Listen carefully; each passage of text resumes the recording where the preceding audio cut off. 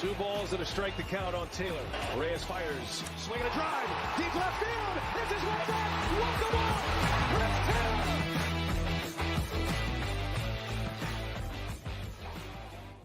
What's up, everybody? Welcome into DodgerHeads Live, presented by DodgerBlue.com, part of the Blue Wire Podcast Network. My name is Jeff Spiegel, joined today by DodgerBlue.com editor Matt Moreno. Matt, it's a Friday, but we've got some breaking news. We knew that there would be news today. We just didn't necessarily know which direction it was going to go. And this is the result. The Dodgers, faced with a deadline today to decide the future of Trevor Bauer's time with the organization, have designated him for assignment, giving them 7 days to trade or release him, essentially. That was the breaking news that came out this afternoon. Were you surprised that this is the decision ultimately that the Dodgers landed on? I mean, I guess not. I kept going back and forth. I know in some of the videos we discussed this topic, and the more time that passed, I started to feel like, are the Dodgers just going to end up keeping him on the roster? One, because, like I said, days had been going by, nothing was happening, and two, I do think that they are certainly aware of the financial implications, and with the ruling of, even with Bauer's pay getting docked for the first 50 games this year, the Dodgers still owe him about $22.5 million. Yep. That basically put them right up against the luxury tax threshold. And like I mentioned in our last video, they still sort of need starting pitching. So I kind of started to feel like maybe they were going to talk themselves into keeping him. But I mean, ultimately, push comes to shove, no, I'm not fully surprised, because I think the organization was aware of kind of the backlash they would have received had they kept him on the team. And frankly, it's the right decision to let him go. Yeah. So we're going to get into Bauer's statement. We're going to get into what Bauer's future with Major League Baseball is. Is there a team out there that wants him? We'll get into how this impacts the Dodgers. But I do want to just sit for a moment on this decision. Again, an arbitrator ruled that Trevor Bauer's suspension would be reduced effective immediately. And as a result of that, his suspension was up. He's eligible to start playing baseball as soon as opening day of this year. He could report to camp. He could interact with team, all of that. He's officially able to participate. And so the Dodgers had 2 weeks to decide, basically either add him to the 40-man roster, which he had been taken off of, or release him, designate him for assignment. There were lots of people that were frustrated that this decision took so long, that it wasn't an immediate decision, that the Dodgers maybe in their minds hadn't thought through the possibilities that this would have happened. The flip side, I think, to that was that 2 weeks ago, if you do the math on your calendar, I think that was December 23rd or something like that when that came down. So I think it's reasonable that maybe the Dodgers didn't expect it to happen 2 days before Christmas, and that maybe they didn't have all of their ducks in a row. I would imagine, it sounds like reports are that the Dodgers have spent the last couple of weeks seeing if there were any teams in Major League Baseball interested in trading for Trevor Bauer. I'm sure the Dodgers were willing to eat most, if not all, of the salary in exchange to get a little bit of salary relief, or even a very low-level prospect. The reports are that none of that happened. And so ultimately, today, the Dodgers decide to designate him for assignment. Again, as Matt indicated, that means they will pay him $22.5 million. That's his salary for this year, not to pitch for them, and he will no longer be a Dodger. As Jeff Passan has pointed out, when somebody is designated for assignment, normally it's not a guy of Trevor Bauer's notoriety, but you do have 7 days still to trade him. So the Dodgers could work out a trade with somebody in the next 7 days to get something for him, to get a little bit of salary relief. Man, I can't say that phrase today. So we'll see what they end up doing. I would be surprised, Matt, if they were able to find a trade partner. In your estimation, do you think this ends up with him just becoming a free agent and able to sign for the league minimum, which I believe is $700,000? Yeah, I think, honestly, that's what they probably spent the majority of the past 2 weeks maybe exploring, was, what trade they may be able to pull off if there are interested teams. I don't think that now that he's been designated for assignment and the Dodgers have an extra 7 days that, a team's going to come out and say, oh yeah, we'll do a trade with you now. So I don't anticipate that happening in little less than, so I think on Thursday. So if it doesn't happen by Thursday, then he's placed on waivers, and technically I'm assuming he'll clear because nobody's going to claim him and want to pay his full salary. And then a week from today, Friday, he'll be a free agent again, a full-blown kind of free agent. Yeah. Well, and again, I'm curious what you think about whether or not there are teams out there interested in him. But before we move off of just the news, interesting, as soon as this was released, Trevor Bauer released a statement of his own. And the headline to me in this statement, Matt, and I'll read it to you here. This is what Bauer said. While we were unable to communicate throughout the administrative leave and arbitration process, so basically while suspended, he was not able to communicate with the Dodgers. My representative spoke to Dodgers leadership immediately following the arbitration decision, i.e. when his suspension was ended. Following 2 weeks of conversations, the last 2 weeks, around my return to the organization, I sat down with Dodgers leadership in Arizona yesterday, and this is the important part, who told me that they wanted me to return and pitch for the team this year. While I am disappointed by the organization's decision today, I appreciate the wealth of support I've received from the Dodgers clubhouse. I wish the players all the best and look forward to competing elsewhere. So Bauer saying that Friday is today, Thursday yesterday, he sat, him and his representatives, with Dodgers front office people, presumably Andrew Friedman, and that Andrew Friedman and company told him, hey, we want you back. We want you to pitch for the Dodgers this year. And then they woke up Friday morning and changed their minds. What were your thoughts when you saw Bauer's statement? I mean, do you believe any of what he said there? I don't really believe it, but I could see where there would be maybe some truth in that. It wouldn't fully surprise me if maybe Andrew Friedman or if Dave Roberts was part of that meeting, if one of them, whether to appease him or they fully meant it, said, yeah, we're some form of we're open to having you on the team or / we want you back on the team. I think at the end of the day, though, this decision was made at the ownership level with maybe some input from an Andrew Friedman, from a Dave Roberts, and probably clubhouse leaders as well.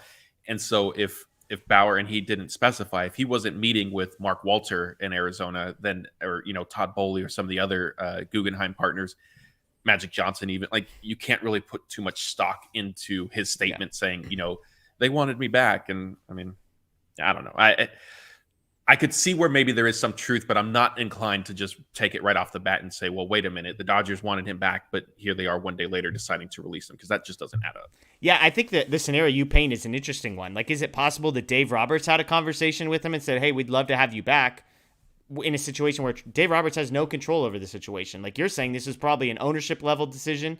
Maybe Andrew Friedman had input. I doubt Dave Roberts had much input in the decision. I mean, probably a pulse of the clubhouse, but I don't think Dave Roberts was going to be the deciding vote. So is it possible that he saw Trevor Bauer and said, hey, we'd love to have you back this year, sort of either knowing or not knowing that he had no say in the decision, or not knowing what the decision was going to be? It's definitely possible. I'll be curious. That one to me just makes me think there might be some fireworks in the coming days. Like, do the Dodgers respond to that? Is there an Andrew Friedman quote or an interview that goes out where he disputes that and says, hey, I never met with Trevor Bauer's representatives, or that's definitely not what we said? Something to keep an eye on in the coming days. I do want to ask you a couple questions specifically about Bauer, and we'll start with how it impacts the 2023 Dodgers. It's still weird to say 2023, but here we are. Does this decision to let go of Trevor Bauer impact your thoughts about this season's club? I know you mentioned the feeling that there might be a need for some pitching. Trevor Bauer pitches. He's a pretty good starting pitcher, depending on, he ranges from pretty good to elite, depending on what you think about some of the underlying metrics and whatnot. But does this impact the way that you feel about the upcoming season's team? It does, from the standpoint of, like I said, the luxury tax implications, because every indication from the Dodgers this offseason has been they are committed to staying below the threshold for 2023. With Bauer's salary on the books now, with the decision that ended up being made by the independent arbitrator, like, that's basically, it's nearly impossible that they're going to finish below the luxury tax threshold. So now I sort of feel like, if they refuse to make any moves because of it, then, like, you have holes in your roster. But if you choose to go over it, the players that you're kind of sign, unless you pull off a blockbuster trade, but if strictly speaking about free agency, because trades are too hard to kind of forecast and say, who may be coming and what money may be moving. In terms of free agency, like, the market is thinned out. Like, there's nobody who, like, you're going to end up going over the luxury tax threshold for, like, replacement players type thing, right? And so, like, that doesn't make sense. If you're going to do it, go do it for the quality guys. Yeah. So that's kind of my only concern and, uneasiness with the team kind of looking forward.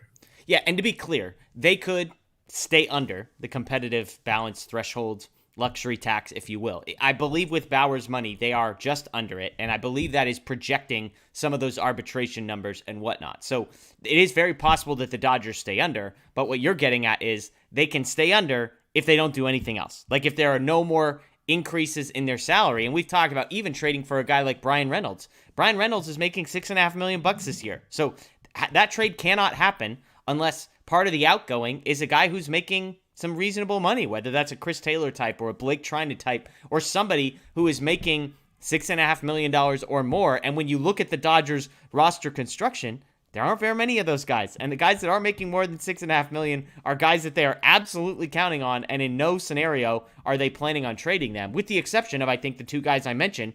Chris Taylor, you could make a case for being expendable if somebody else wanted him, and Blake Trinan. Like, if you needed to move salary, I think those are the only two guys that I'd be able to say, oh, okay, like, I get what they're doing. Now, this is a Bauer video, so I think we're going to steer clear of the people that are mad about trading Chris Taylor, but it's just interesting. Now, does this impact my thoughts? The answer for me is no. And it's just because this is what I expected to happen all along. I think my thoughts about the 2023 Dodgers were impacted when Trevor Bauer's suspension got lifted, because I still was saying, oh man, they're still going to cut this guy. He's not going to play for them, but now they're going to have to eat the salary, and now they're going to be right up against it. And so I don't know what they do from here. I'm with you. I'll be fascinated to see how Andrew Friedman handles this. Because, to your point, if they go over by like $5 million, the whole point of staying under is not to pay less taxes, it's to reset the penalties. So going over even by $1 completely destroys the entire purpose of this. Like the reason you go get Noah Syndergaard and JD Martinez as opposed to Aaron Judge and Justin Verlander is because you want to reset those penalties. And so the fact that Bauer is on the books, regardless of what happens from now on, that's the part that's interesting. And so I'll ask, do you think they stay under now? Like, do you think they just don't make any more moves? And because even you talked about trades, like even a midseason trade would put them over at this point if they aren't shedding some salary. And so they've got some really, really, really tough decisions ahead, I think. But how do you see Andrew Friedman handling that piece of it?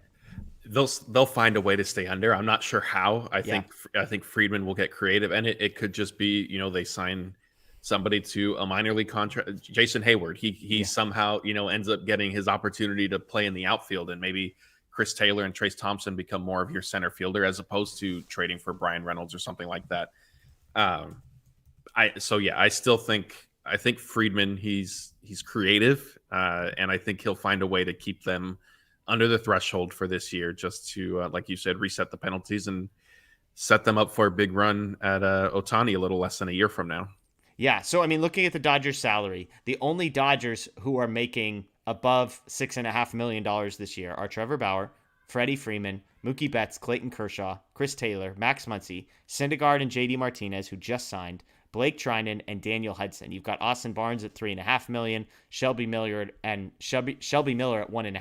Now, there are some guys who might make a decent amount in arbitration. I shouldn't say a decent amount. Some money in arbitration. Obviously, guys like Will Smith, Julio Urias, Walker Buehler, Tony Gonsolin. All of those guys might get a little bit of money and might be some money that could be moved. But yeah, we were talking about an Ohtani trade, whether it's at the deadline.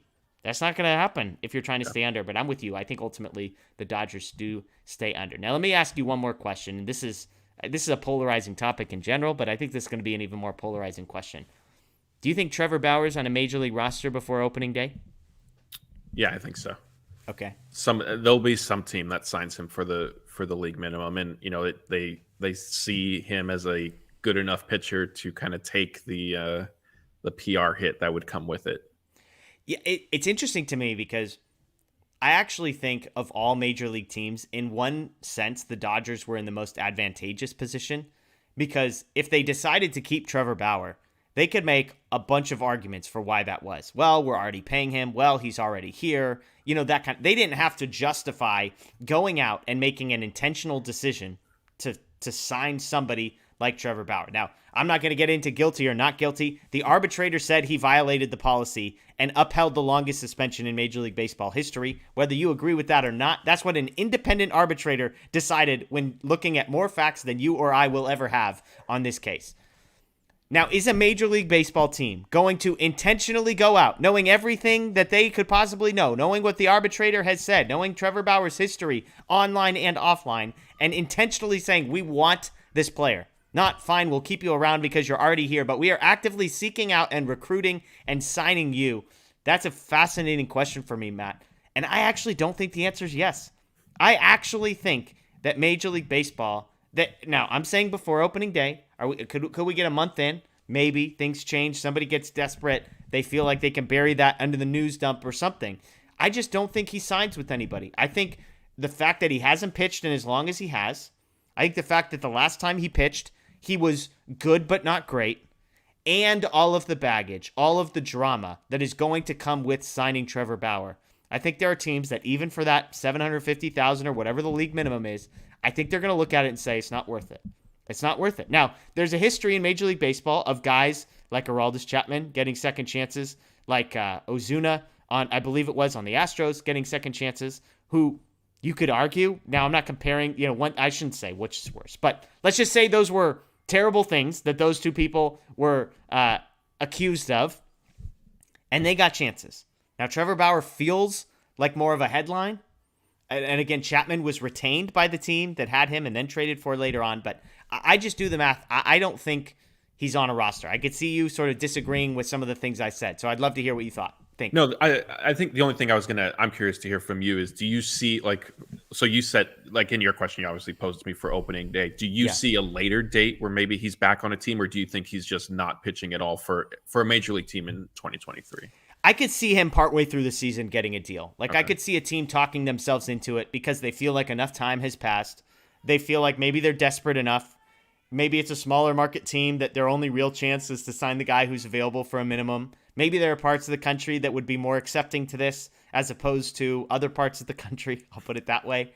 And so I could see it. The further away we get, I think it is more and more likely. I would just struggle to see a team sign him quickly enough for him to have enough time to build up and be ready for opening day to be on a major league roster. So that's my guess. Now, is it 2 weeks into the season, 2 months into the season, 4 months into the season? I don't know. I mean, we can make jokes about like a team like the Astros or a team like the Mets potentially being desperate enough to go out and sign a guy like that. The Mets would surprise me. I mean, the Astros, I wouldn't put anything past them because of how they handled the Ozuna deal. They went and traded for him, I believe, when he was with the Blue Jays. So that would be my guess. If I was forced to pick, does he pitch in Major League Baseball in 2023? I still think I would lean no. I actually think there's a decent chance he doesn't pitch in Major League Baseball. And I'm going to be in the minority on that. And I'm not even trying to take a moral position here on Trevor Bauer, although I have a position on Trevor Bauer that I'll keep to myself. I just think the pros and cons of signing Trevor Bauer, the drama, the headache, and the pitcher himself, who hasn't pitched in Major League Baseball for long enough, to me, the cons will outweigh the pros, I think, for more teams than not. Yeah, I think so. And I think you bring up a good point in terms of building up. I know he's been, or at least it seems like he's been throwing and active at his facility in Arizona, but it is different to do actual training. So I'll revise mine a little bit I'll blend two kind of questions and say, I think he is signed by a team before opening day. Okay. Maybe not necessarily on the roster, because you bring up a good point. He will need basically extended spring training would be my guess. Because I agree. I don't think a team's going to go and sign him next week. So he may not sign until middle of February, maybe at the earliest. And then at that point, he could potentially be behind other pitchers.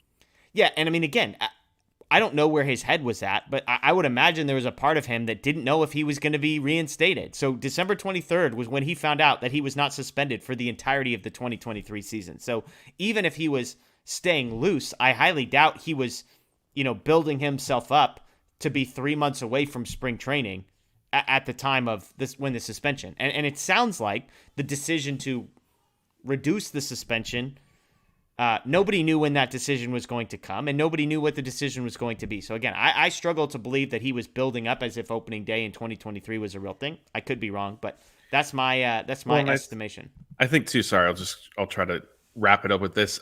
He could have been. Let's say he was throwing, 90 pitches every 5 days or whatever. You're still not You're not in a major league game. It's completely different, right? We've had pitchers who are rehabbing from an injury, going through rehab assignments and bullpen sessions, and they'll say you can get your arm conditioned to be in shape, but once you get into an actual game and you're facing batters in the stadium, adrenaline impacts you, and it is completely different. So yeah, I mean, I'll land it at I think he signs with the team before opening day, but he's not quite on a roster yet. Okay, there you go. Well, I'm sure I'm sure people have lots of opinions. I know people have lots of opinions. The LA Times did a poll about a week ago, and it was like 51-49, 51% of 19,000 plus people that I believe voted in this poll who said they would like Trevor Bauer back. So 49% of people will be happy today as the Dodgers announced they have designated Trevor Bauer for assignment. He will not be a member of the Dodgers in 2023 and presumably ever again.